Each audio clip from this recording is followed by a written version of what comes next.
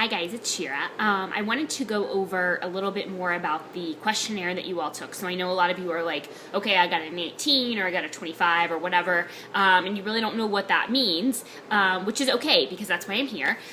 So the questionnaire is kind of like a clinical tool. It's a starting place so that I can learn more about you and where you are on the continuum. So there's infinite number of metabolisms, so we're all unique, and that's why I'm so big on finding your fat loss formula, because there is no plan that works for everybody, because we're all different. We all burn in different ways. So you have the 3 categories from the questionnaire. So you have the sugar burner, which means you scored really high, above 35. You have the mixed burner in the middle, and then you've got the muscle burner. So think of that as a continuum, but in the sugar burner, think of little ticks along. So you could be a sugar burner close to mixed burner, or you could be a sugar burner like all the way and could go into muscle burner. So wherever you score doesn't mean that's necessarily where you are all the time, because lifestyle, stress, sleep can push you in either of the directions. So for instance, if you're a mixed burner and your lifestyle is stressful and you're not sleeping and you're doing excessive cardio, you're going to go towards the muscle burner side of a stressed individual.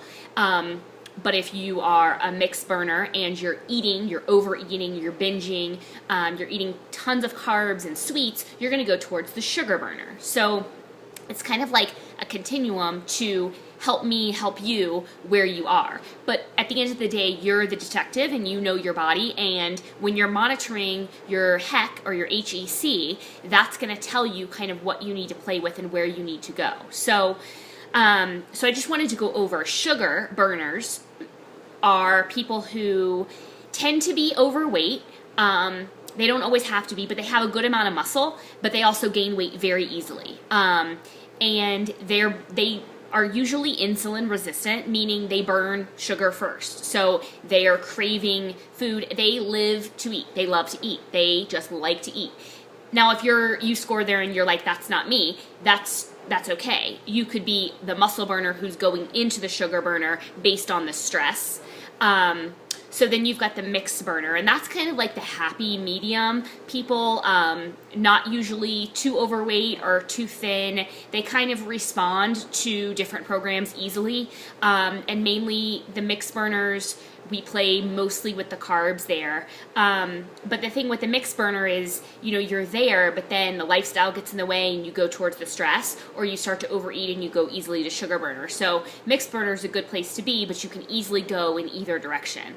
And then the muscle burners are the people who scored low, and they tend to be thin usually. I mean, you can have an overweight muscle burner, but they tend to be thin, but don't really have a lot of muscle. And then if they do gain weight, it's like flabby. So it's not like a solid build like a sugar burner. It's more of the flabby look to them. And the muscle burners they live on their stress hormones. So they forget to eat. They can go hours without eating. They eat to live. They eat because they have to. They're the people who at 2 o'clock, they're like, oh, I forgot to eat. Because it really just doesn't mean that much to them because they're feeding off of their stress hormones. So those are the people who, if you scored in a muscle burner, that's where the leisurely walking, the rest, recovery, that's going to take place for you as well. So that's just kind of why I want to go over like what they all mean so that you kind of know. At the end of the day, it's a starting place. So it's a place for you to start. And if you notice, I put the sample meal plans up for each of the 3 burner types, and I'll be giving you more stuff on that. The main difference is the carbs. So if you're a sugar burner, you really can't handle as many carbs. But if you're a sugar burner who is eating really low carb and your hunger and your energy and cravings are out of control, then we start to add a few carbs back, but we time them appropriately so that you're falling into more of the mixed burner because your HEC is in check and you start to lose fat. So the main difference between the burners is the carbs, but a lot of that has to do with the timing of the carbs and when you eat them, and of course what types of carbs you're choosing. A starchy carb, you could say cereal is a starchy carb, but it's not exactly something that I would choose. So we also play with that. But I just wanted to go over kind of the continuum and what it means and why I had you take that. And then most of you have responded with what your score was and what your typical day of eating was, as well as your HEC.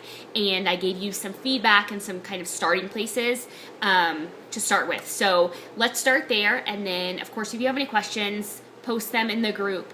And of course, monitor your HEC and then let me know how you do.